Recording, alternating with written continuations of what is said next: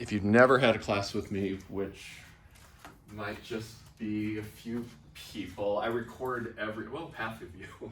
I record everything and put it on my YouTube channel. So it'll usually be up within 24 hours. And I think I have a link to that in the course page. If not, I'll get one there. This is real analysis. Is everybody cool? I have this I don't know, I feel like this might be the last time we offer this course. I'm not sure. Everything's shaking up so much at Regis and in the math department, physics department, that I'm just gonna assume this will never come this way again and give you a hell of a ride, all of us. So that's the plan. So I'm glad you took it. glad you jumped in. I just want to get all this business crap out of the way first, and then we're going to have a lot of fun. We're actually going to do philosophy today. Good. And then a lot of this is very philosophical, because in the end, it's all kind of just made up stuff anyway. Really beautifully made up stuff, but it's all kind of made up anyway. So, let's see. So if you don't know it, I'm Dr. Trenery, but I actually really just prefer to be called Dr. T or Professor. Those are my preferred names. So I'm going to pass a little sheet around, if you wouldn't mind.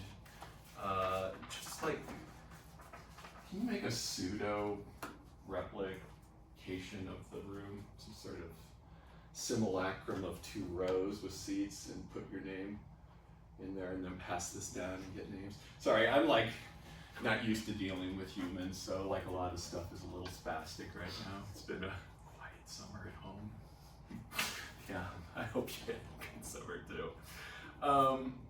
So pass around. Please put on there your preferred pronouns too, and whatever you'd like to be called. I don't care what it says in the book. Tell me what you would like me to call you. And I will do that.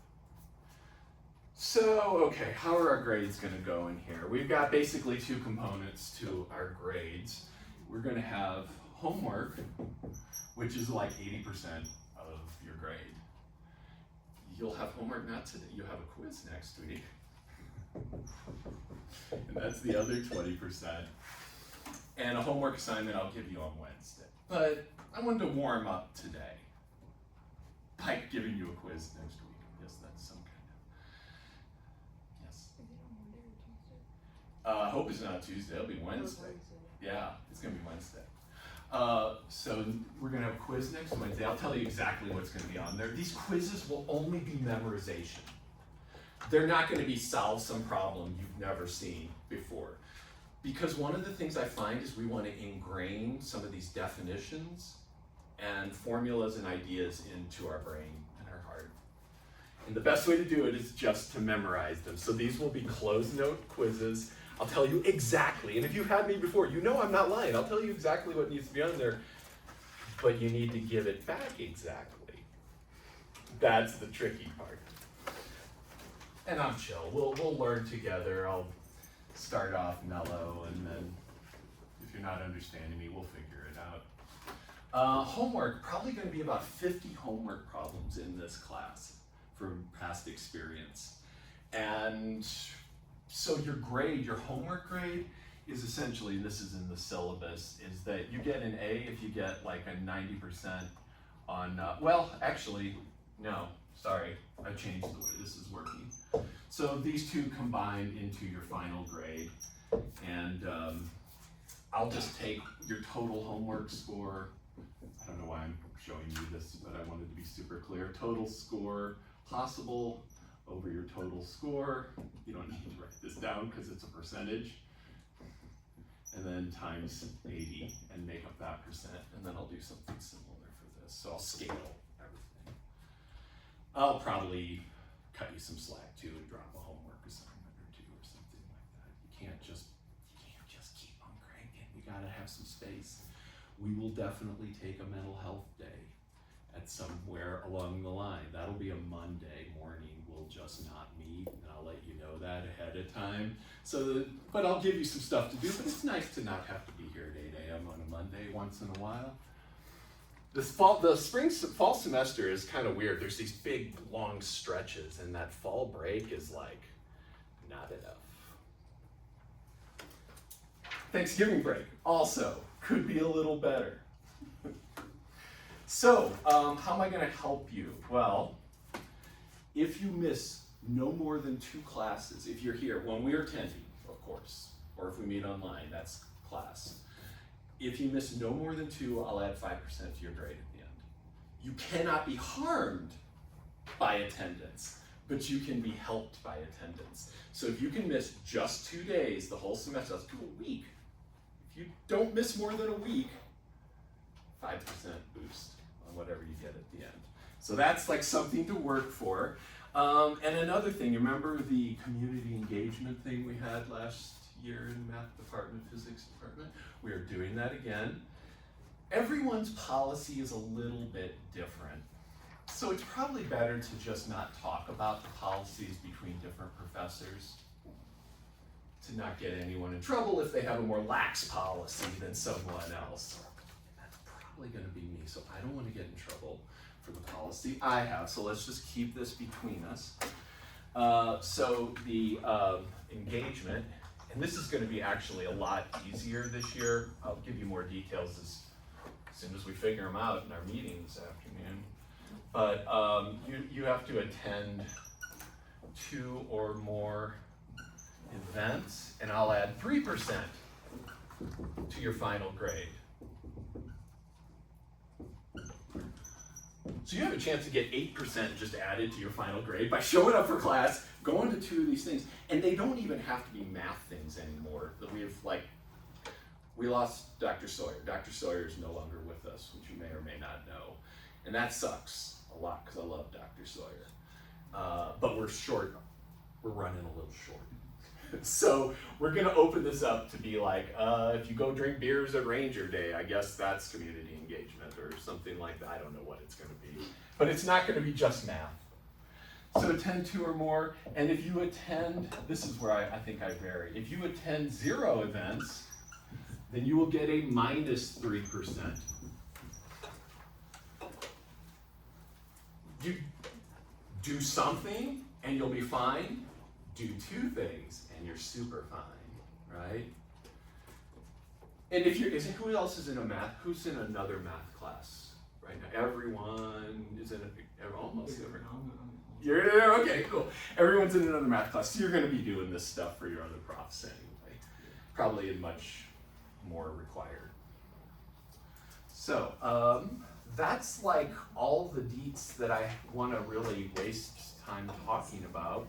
Do you have any questions?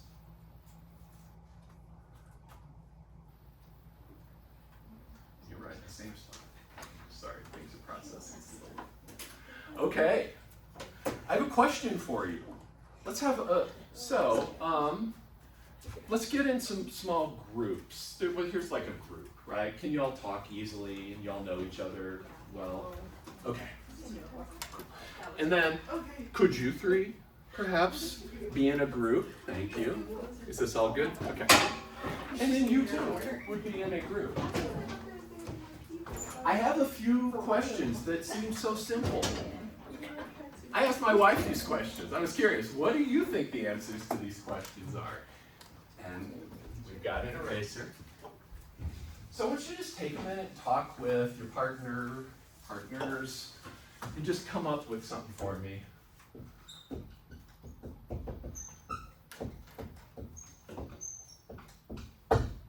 What is a number? Discuss. Yeah. Take a minute. Oh, come. Let's be closer. Like you asking us which grade is. Okay. I like starting that way. Okay. It's my new thing. Okay. You all know Kirti? Thinking, Do you know Abraham and Marissa? yeah, I think I would go with Okay, actually cool. that was,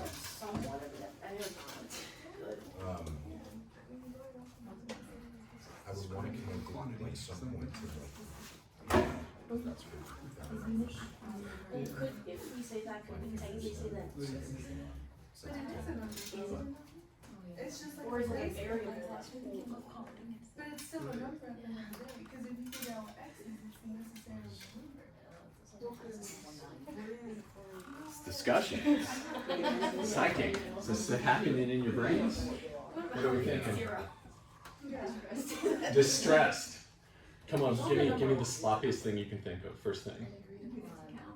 It's a count. yeah, Okay, like cool. how do we, because certain things can be valued in certain relationships.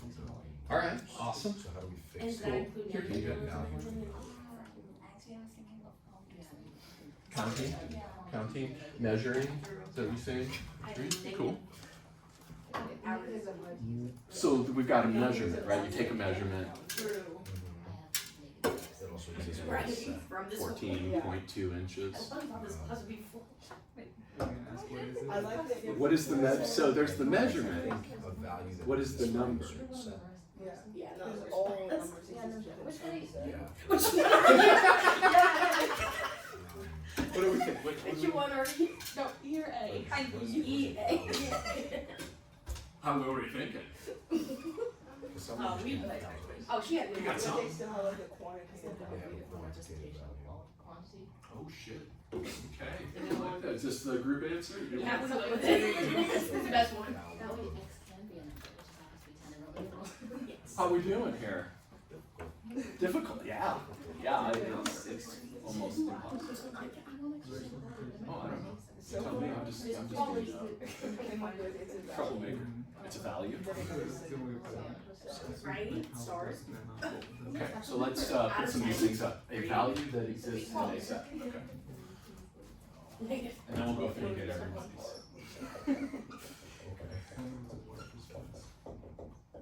This is very mathy, I like this. Can you please tell me yours one more time? I said an agreed upon representation of a quantity. Okay.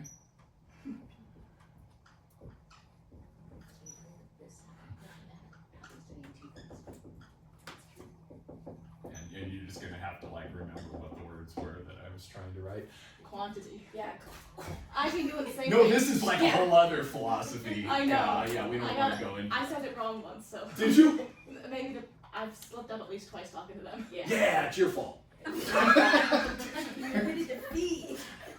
what was this we had back here? Give me one sentence. A quantity that can represent a measurement. Okay.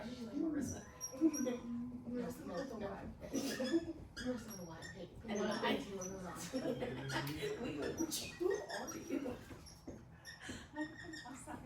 Me too. Right? What do we think here?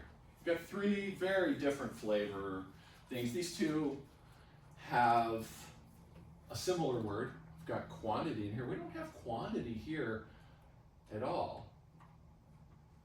Can it represent a quantity and not represent a quantity? What's this? It's a 7. What's a 7? This many.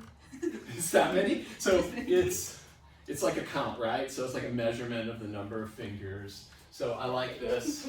I like the measurement. I still don't quite know what measurement is, but that's okay. That's just me, and I'm going to be like that today. So what else is 7? That kind of goes up into your top one. You two are thinking set theoretically. Nice. What else is it? Ooh.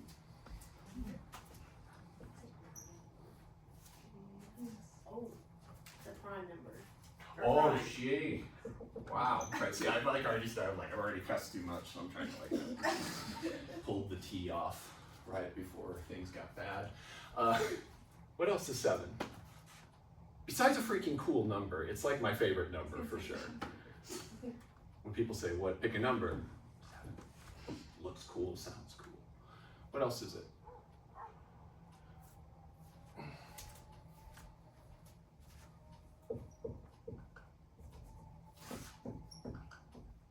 Yeah?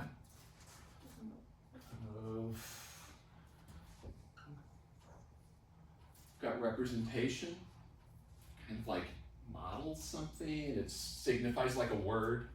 Like when I write this, that's not a dog. It's not a living creature, but it evokes, it's tied to this idea of a living creature. This is tied to an idea. Yeah, Mark. This isn't, I don't think it's just tied to mathematics, like a lot of words may have like symbolic relevance, like 7 being 7 deadly sins or something like that. Yeah. Yeah. It could Yo, be yeah, representing absolutely.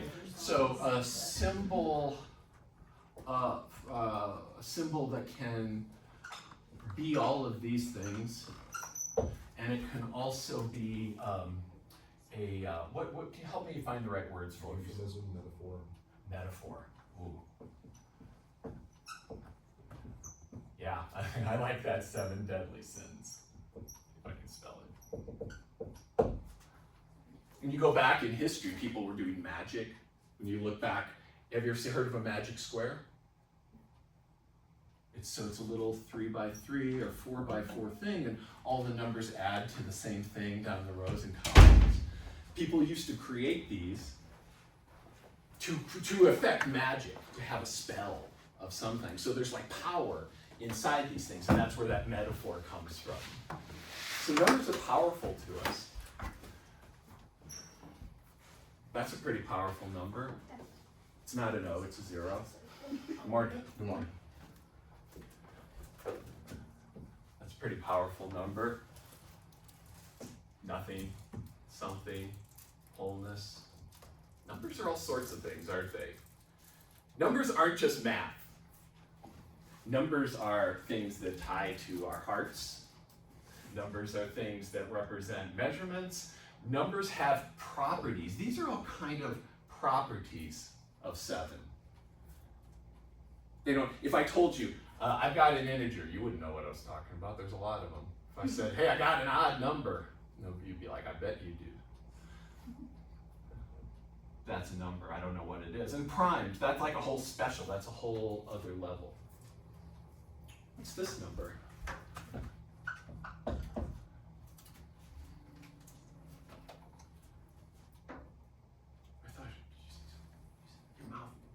Your mouth moved. Something happened. What is that? Rational number. Nice. What's a definition of a rational number?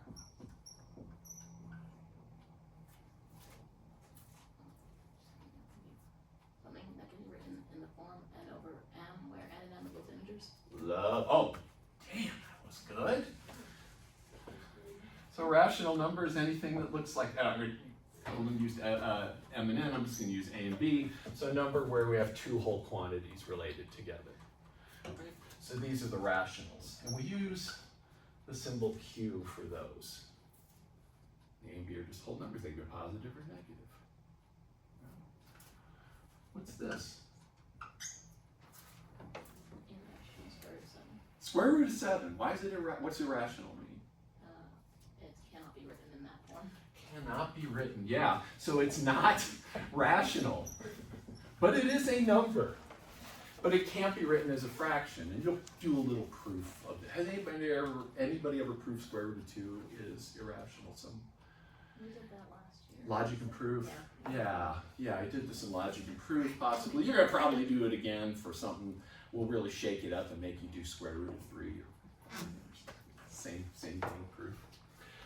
Are there other numbers? So let's see here. So we've got the rationals, Q. We've got the irrationals. What other numbers are there? What was it?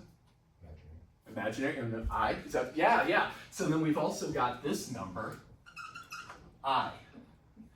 And we had a great discussion in modern geometry last year. And Joshua's not here, but anybody know Joshua Carroll? I don't know how to say Joshua's last name. Yeah, he didn't believe in I. I'm miscategorizing it, hoping he might see this one day. It's defined to be the square root of -1. Is that a quantity? Is that a measurement?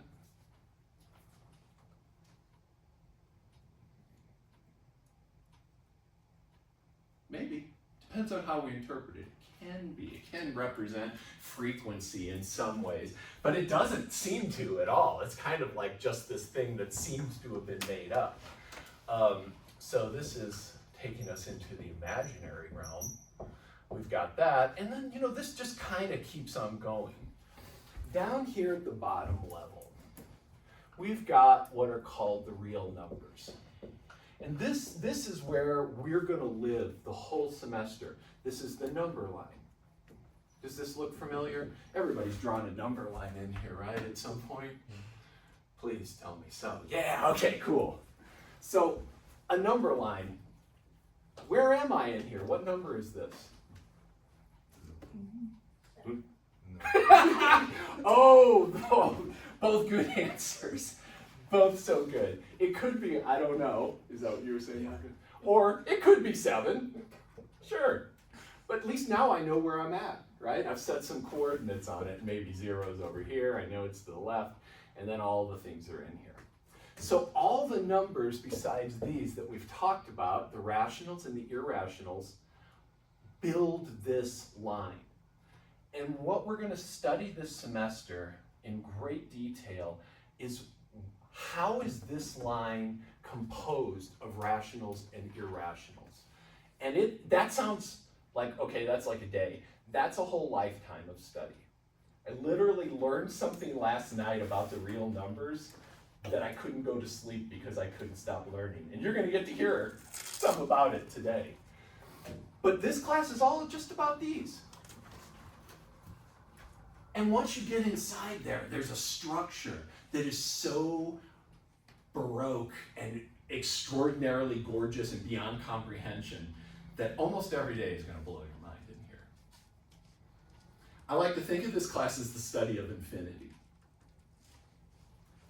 There's infinity inside here in several ways. There's big infinities and small infinities.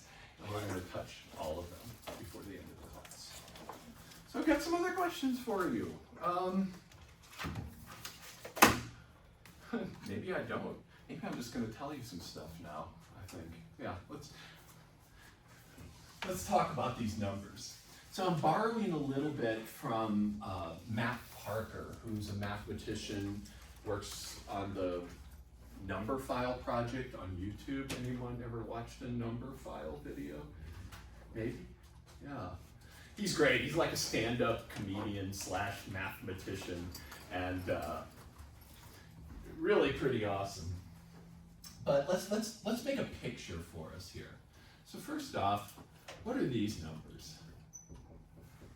What would we call it? I'm looking for a name. I'm not looking for some mystical and natural numbers, right? So this is the natural numbers. If we toss in 0, sometimes we call that the whole numbers. And see these fancy little W's and stuff? That's supposed to be, that's like some Gothic print. You don't have to make yours like that. But that is 0. What's that symbol? Union with the naturals. So we take the naturals and we toss in 0, and that's the whole numbers. So this just means add that to this set. So this looks like this now using set notation.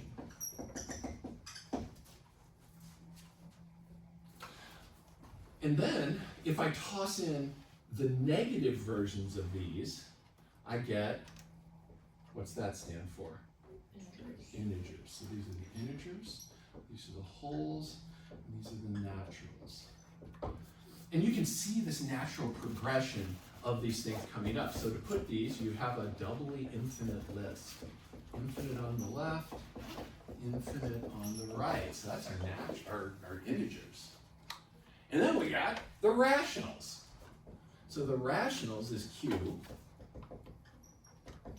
And those all look like this. Let's use set notation in a different way.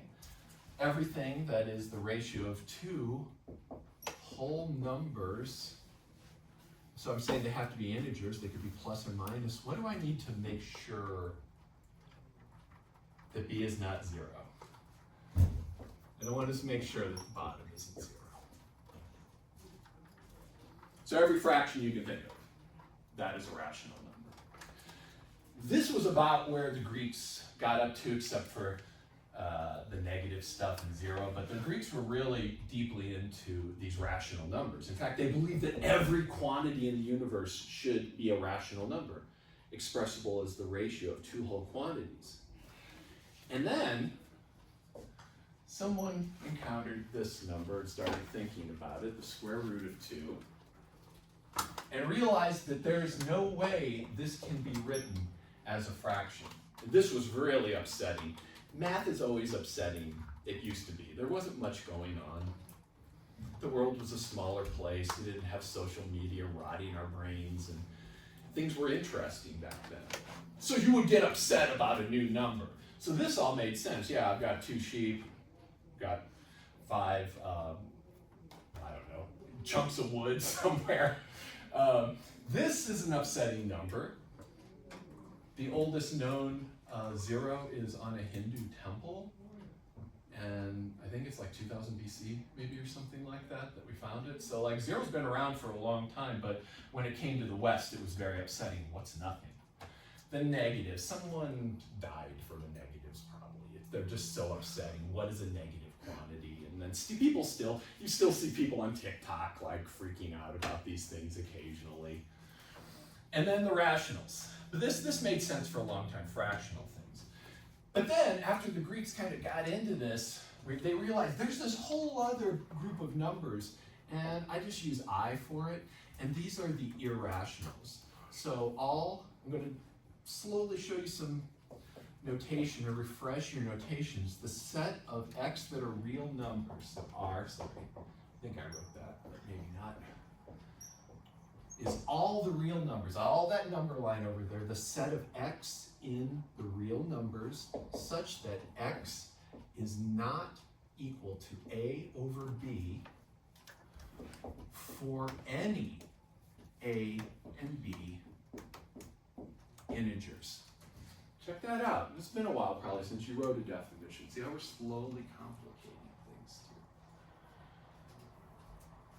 too. Is it, and any point along the way you're like, could you explain that again? Please ask that. I don't quite understand, what does this symbol mean? Or can you explain what that means? Does anyone want me to talk through this? I'm happy to. We're here to like go hand in hand together through this, and you want to be good the first day. Is this feeling okay to everyone? What I've written. Okay, I'm gonna trust you. I gotta trust you on some things. All right, so now let's talk about some numbers you don't normally think about, because this is what was keeping me up last night. So let's just think about the positive reals for a second. I don't see, it's easier to draw this chart. The positive reals. So in the center, let's say we've got the natural numbers, n. We're gonna leave 0 out of it. Those live inside the rationals. Can anyone explain, maybe just a quick, like, one-line sentence, why is that true? Why is every natural number a rational number? What do you got to do? What makes this quantity? Oh, It's a subset because every natural number can be written as itself over 1. yep, because I can put a 1 down here, get 7 over 1, our favorite number, or any number, nice and whole. So I've got the rationals here.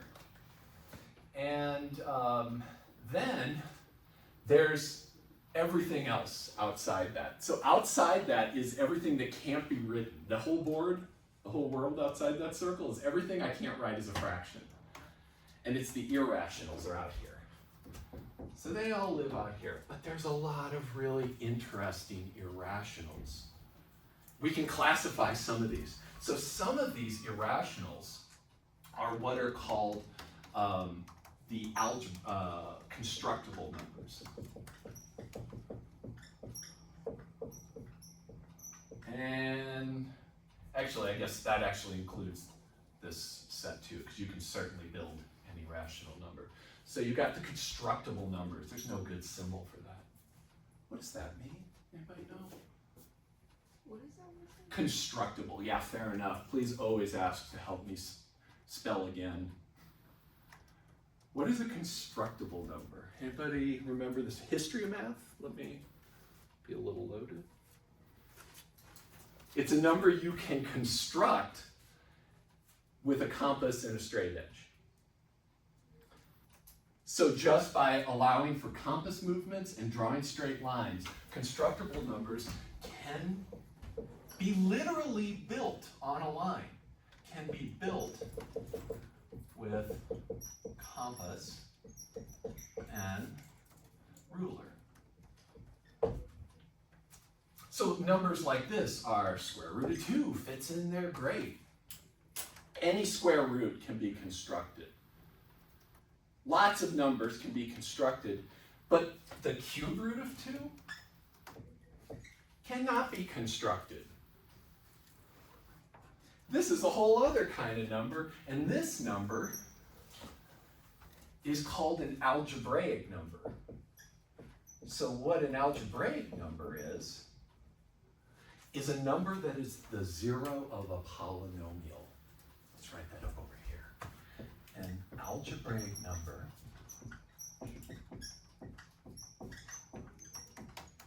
is the root of some polynomial. So when I say root, it makes it 0, i.e. Cube root of 2 is algebraic because it is a root of this polynomial x cubed minus 2. I'm going to stop. I literally intentionally am going slow, and we're walking into the water, tiptoeing slowly toward deeper water. Very intentionally, because it's Monday, first day of class. It's been a whole summer where you probably haven't done much math. Anybody done math over the summer? That's what I thought. That's cool.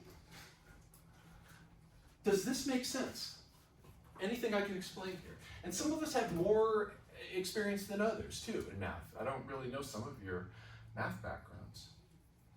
What does it mean to say that's a root of that polynomial? Abraham, you got anything for me, my friend, on that? No? It's all cool. What is your? Oh, yes. Leslie, hi. You got an idea about that? I would just go about solving it and from there. Cool. When you say solving it, what do you mean? Solving what equation? I would isolate X, So yeah, so you're creating this equation, you're setting it equal to 0, and then you're solving. So yeah, you were absolutely. So it's the solution of this right here, one of the solutions. There's 2 others, but they're not real numbers. They're in the imaginary complex plane. We're not talking about any of that stuff until you take complex analysis with me in the spring. And I hope you do, because that class is wicked.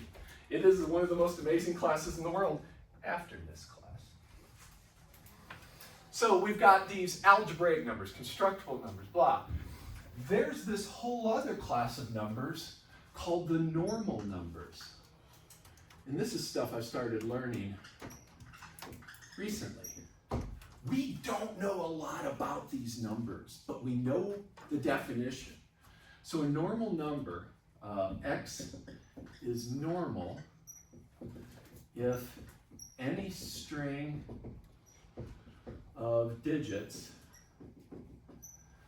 has, how about we just can be found in its decimal expansion.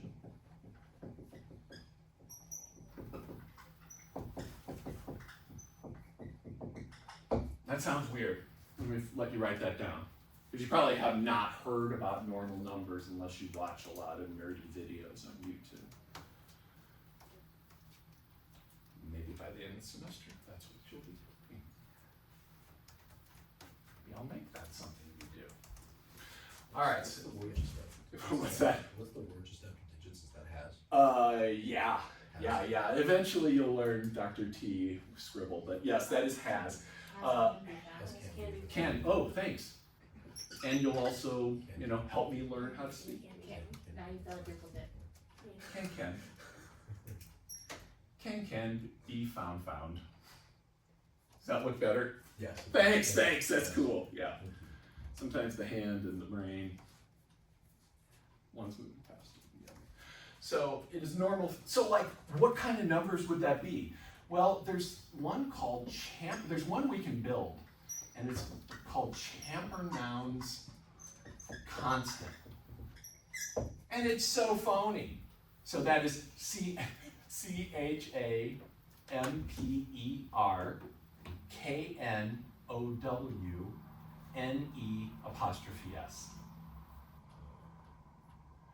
Champernowne's constant. And it looks like this. You start with a 0. And then you write a 1. 2, 3, 4, 5, 6, 7, 8, 9. And then I go 10. 11, 12, 13, 14. It is literally the decimal expansion that lists every whole number. Tell me a number you want to find in there. I can find it in there. 7. Good call. Mighty Mill find it again, right? Infinitely many times. What about 70, 77? 7777, that's in there. Any number you can think of is in there. So this is kind of a forced one. We don't know a lot about these. For example, we don't know, is pi or the square root of 2 normal? That is an unanswered question in mathematics. We don't know. Maybe you can find any string of digits in pi. People act like you can. People talk about it that way often. So this is a really cool class of numbers. Most numbers are normal. And we know nothing about them. So most of the numbers, outside that little weird peanut that I drew there, most of the numbers are normal. That's been proven, but we don't know what they are. We can build garbage ones, but we can't really know much else. And then I got one more number set to show you, and that is the constructible numbers. What's that? Not constructible. Yes, thank you. Computable. Thank you. Computable numbers. Prepared to maybe go insane?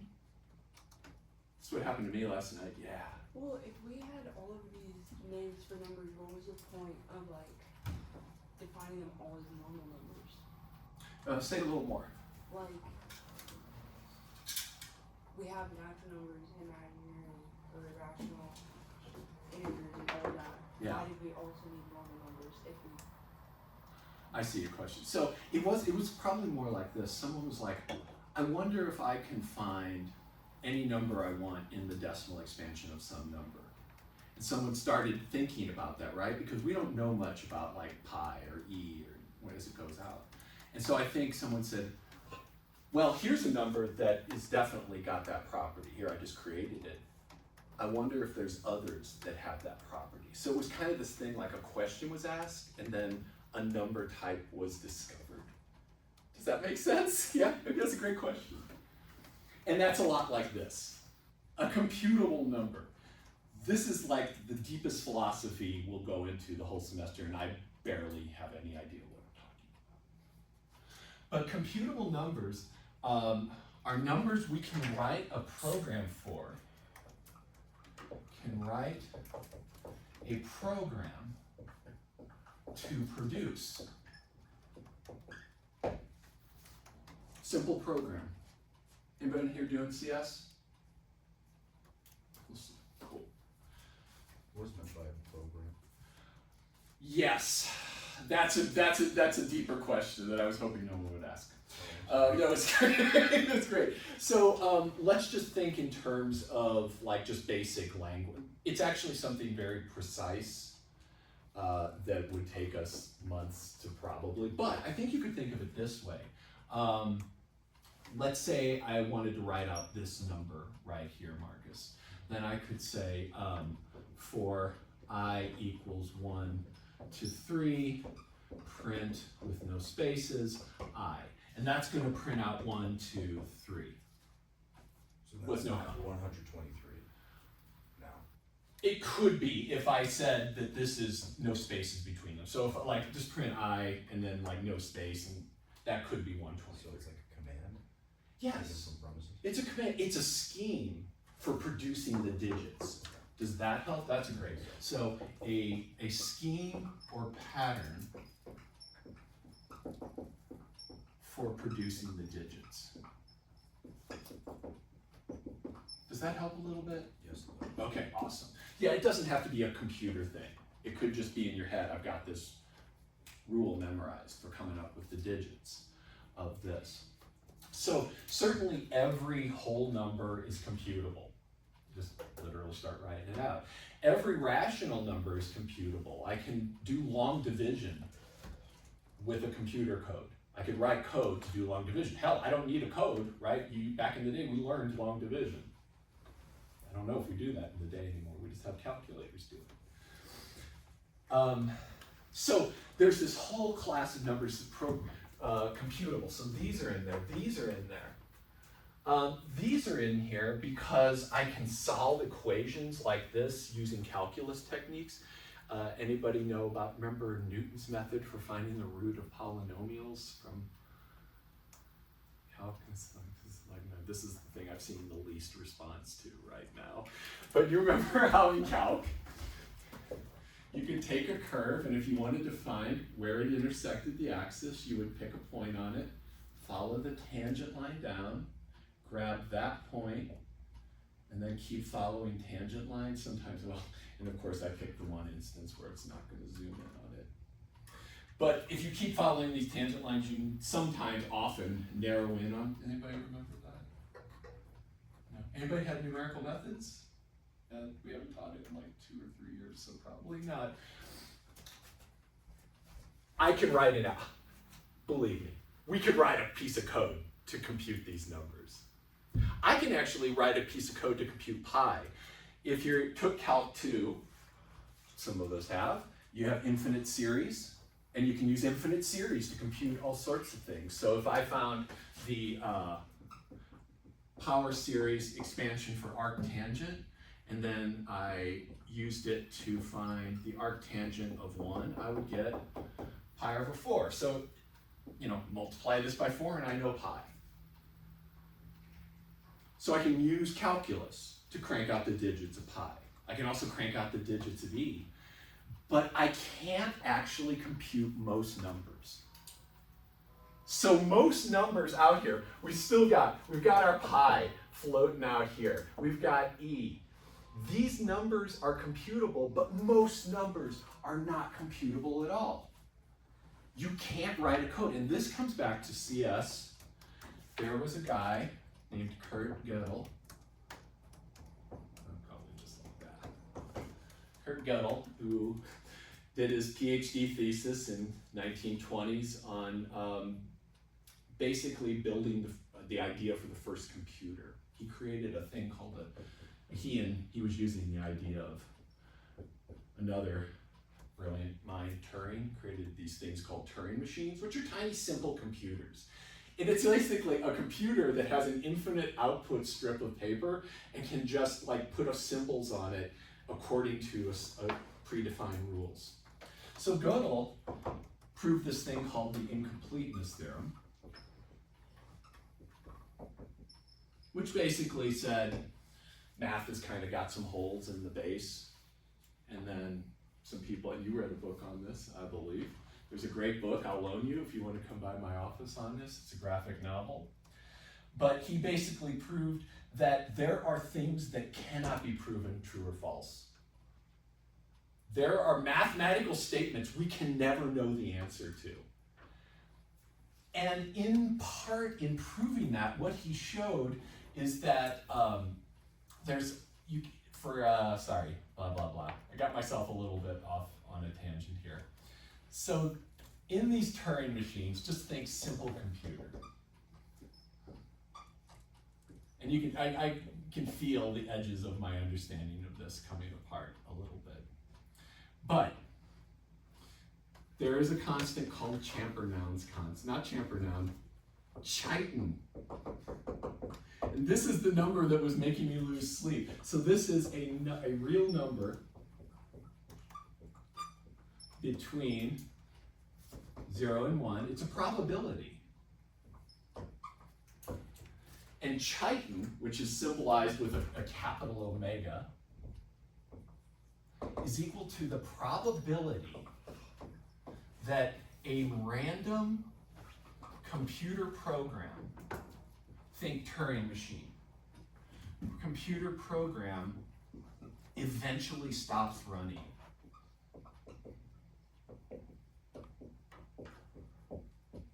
That's insane. That's basically saying the probability that any computer program you can imagine or create at random will stop running. That is impossible to find because of the work that Gödel did. He came up with this thing called the halting theorem that says we can never create a program that can look at any other program and decide if it'll stop running. So we literally couldn't write a program to find Chaitin. People have done some codes to get estimates on it, but in very special cases, this is a number we can never know. But it lives between 0 and 1, and it's defined. And it's a number I can't even start writing digits to. No one can. This is the part that I don't fully understand. But if you were to be able to write any of the digits of Chaitin, you'd probably solve most of the problems in mathematics that are unsolved today. So that's like baffling. Yes? How do we know that Chaitin exists if we can't prove where it is? So that's actually a good question. Like, does this have any meaning? Not just does it have any meaning, like if like the probability of finding the flaws in a computer program, that sounds meaningful enough. But if we can't point to it, how do we know it exists? Oh, I love this question. Can you show me the square root of 2? Not like point to it empirically, Oh, but point to it mathematically. what does that mean? Proof. Like, even though I can't point to like physically the square root of 2, like as a dimension, I could point to it through a proof of some sort, or mathematically, like algebraically I can show it. How do we know that Chaitin exists if we can't point to it mathematically or algebraically? This is a mathematical definition. Okay.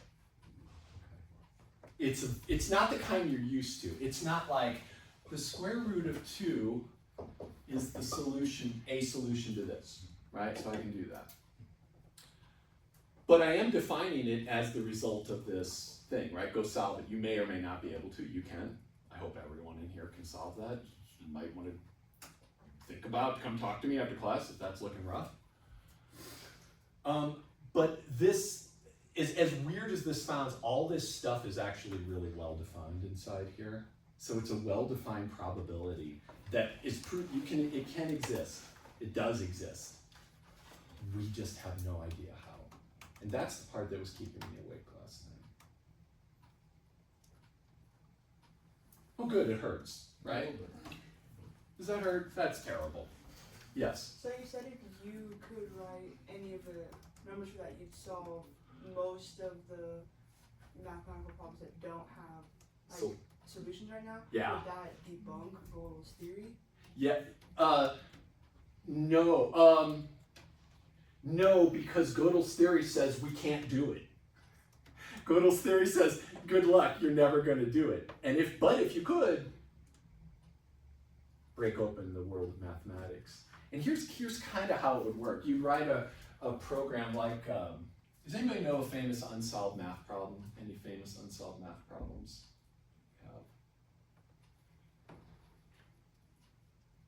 Anybody know the Riemann hypothesis?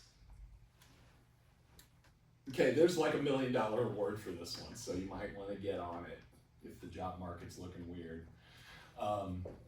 So there's this function called the zeta function, and every place that it's 0 is a real number. That's the claim.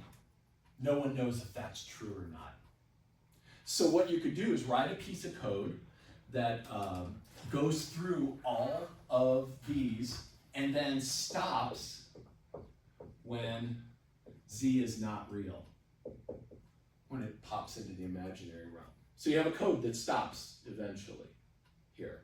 And you could write a little piece of code that represents this program, keep finding these until it stops, and then that would be a computer program that's of a certain length. And if somewhere in here I found that that thing had length 17 characters, but the probability there was 0, then I'd know that that would be impossible. Something like that. But I can't know that. I can't know it. It's a lot like Schrodinger's cat kind of thing. I think just one of those weird things. All these problems just arise because we're just playing very complicated games in our head. They're not things to lose any sleep over unless you're going to come talk about them the next day. But they're amazing. And I just kind of wanted to give you a sense of mystery that you think that by this time in a 400 level math class, this would be in the palm of your hand, the real numbers. It is not. It is the beginning of your adventure in math. That adventure is going to get really good, pretty fast. Let me tell you what I want you to do on the quiz next week, and then we'll start. We got a little bit of time. We might actually just end a little bit early today. Is it hot in here, or is it just because I'm dancing? Like, okay, it's freaking horrible. Well, the room they put us in was in Loyola, like 110 downstairs. It's got a, if you were with me last year, I think we went in there, and the board is like a postage stamp. Like not, a basement of classrooms? Yes, yeah. Carol. He means Carol. Oh, I meant Carol. What did I say? Loyola. Yeah, I meant Carol. Sorry. Yeah. Oh, you haven't been to the basement of Loyola? Extra credit for a picture of the basement.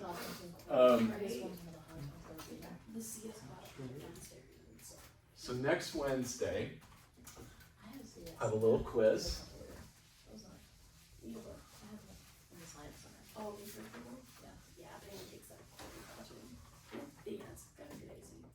We'll have this, I don't know, maybe probably just get it done. Quiz next Wednesday. These are all closed book. Closed note. Because what's the point? I know you can write stuff down and recopy it. So, yeah, so definitions. So first off, the absolute value of x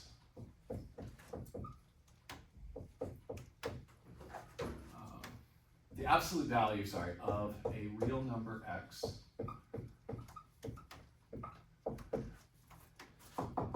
is absolute value. So see how I'm setting up this? I'm going to want you to be doing all these words. You're going to be writing words in here. I'm setting this up. That's my definition, is this, and here's the definition I want you to know because this is the one that will help you in this class. It returns the number that's inside here if that number didn't even need an absolute value.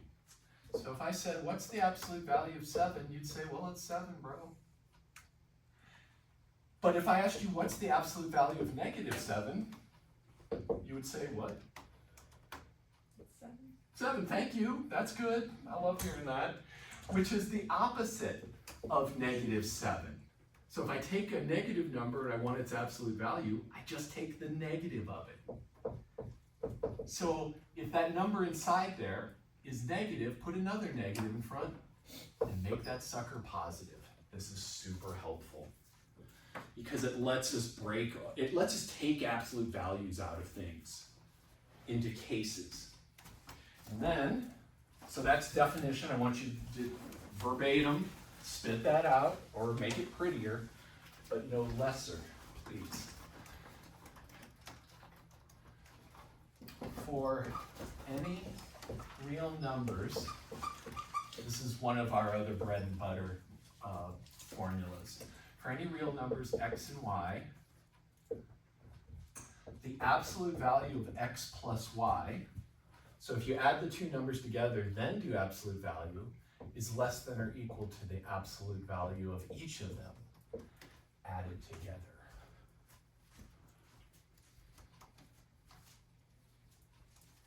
Anybody know what this is called? Have you seen this before? It's some sort of inequality. Triangle inequality. So this is called the triangle inequality.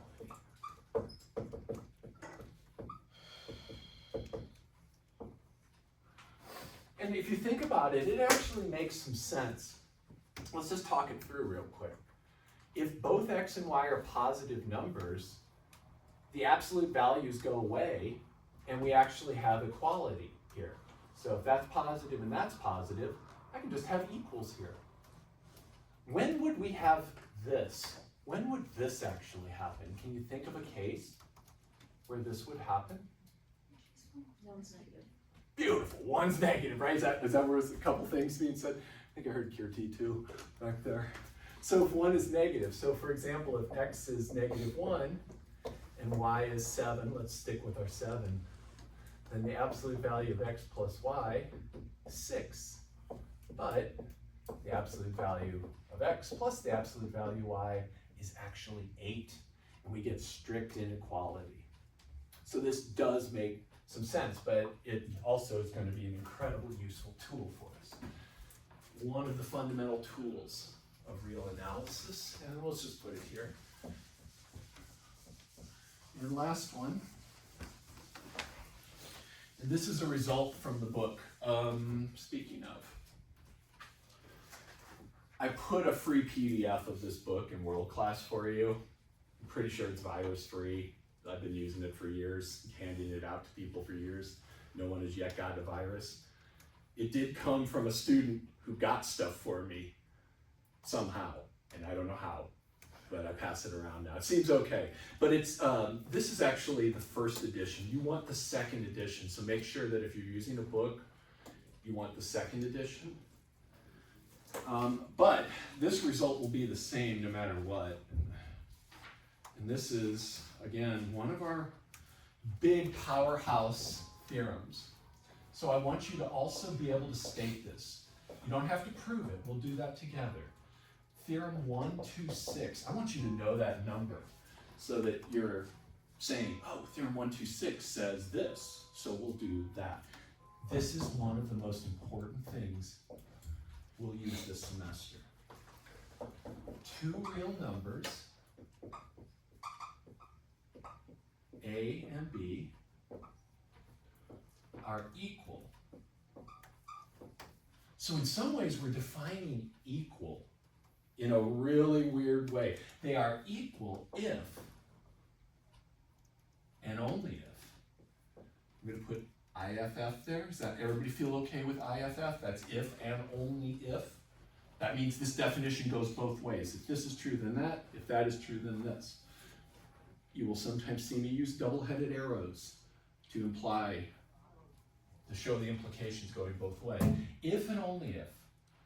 I'm going to write this fancy for all epsilon greater than 0. You'll get used to writing that. That you might as well have tattooed on someplace, because you're going to write it probably almost every day of day. For all epsilon greater than 0, it follows that the absolute value of A minus B is less than epsilon. And I want you to know that verbatim. I'm going to let you write it, and then I want to talk about it just for a few minutes, and we'll call it a day.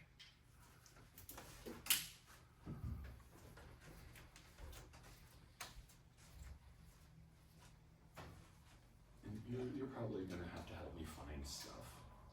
You already know you're going to have. I'm going to lose stuff here all the time, like this, and cups, and thank you. Thanks, yeah. You sat here just so you could help me, I know.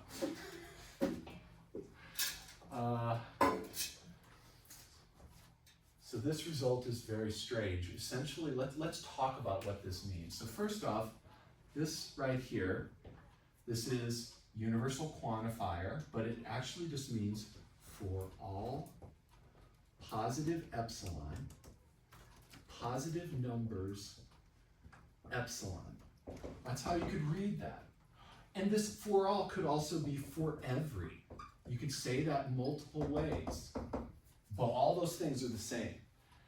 But since you're in a math class, you get to write cool symbols, which is half the fun of math, right? Like putting some crazy shit on a page and showing it to your friends or your parents, like, hey, here's what I'm doing in class. And they'll be like, wow, you are insane.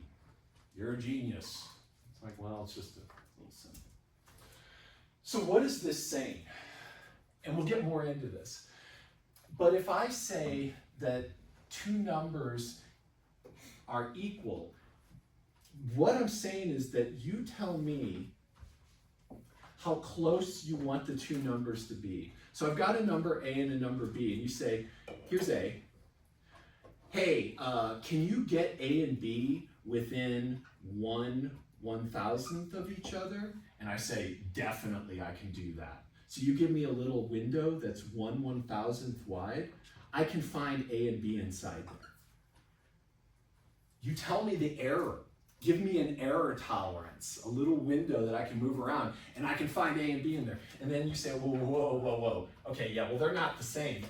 I go, well, give me a new number. And so you say, oh, how about 1 over that big ass number? Can you get them that close? And I'm like, absolutely I can. And I just make these two things closer. And I can keep doing this because they are equal. If they weren't the same, if A and B were not the same number, all I'd have to do is say epsilon, just choose epsilon less than their distance apart. So for example here, let's say this is 1 and this is 3. The distance between 1 and 3 is 2. So if I set epsilon equal to 1, then 1 minus 3 is not less than that tolerance. See, these are fixed amount apart. So, and some tolerances will work. If you say, hey, make them 5 units apart, I'm like, done. Make them 7 units apart, done, get smaller. As soon as I say, make them 1 unit apart, you can't do it. And now that I think of it, let me give you one other way to think of this. If you have absolute value of A minus B, you can think of this as the distance between points A and B on the line. You can think of it as the actual distance between them. So absolute value of A minus B is the distance between those two numbers.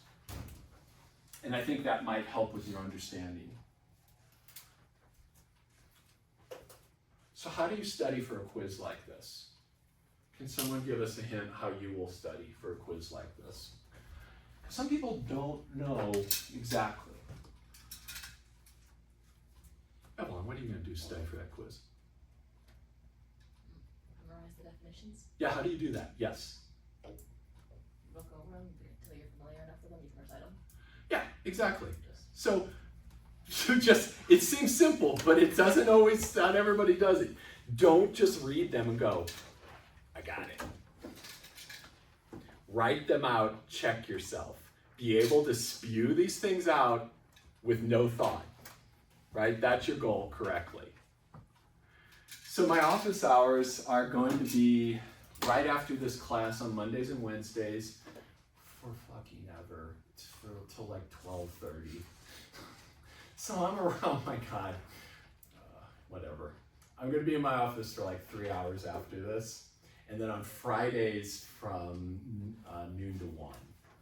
Right now, I'm not gonna have Tuesday, Thursday office hours because I teach in the Regis prison program and I teach that class Tuesday, Thursdays, and I'm traveling to Lyman and things like that. So that's only 8 weeks. Second half of the semester, I'll totally be in on Tuesdays and Thursdays. That's it. So how is this quiz gonna look? Are we going to be, I remember you said we're gonna be reciting definitions, doing proofs? No proofs. You will never have to do a proof on a quiz.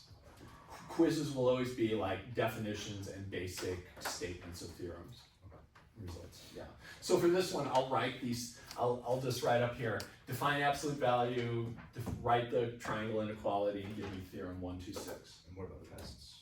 There are no tests. I thought there was 3 examples. What's that? I thought there were 3 examples. Does it say that in the syllabus?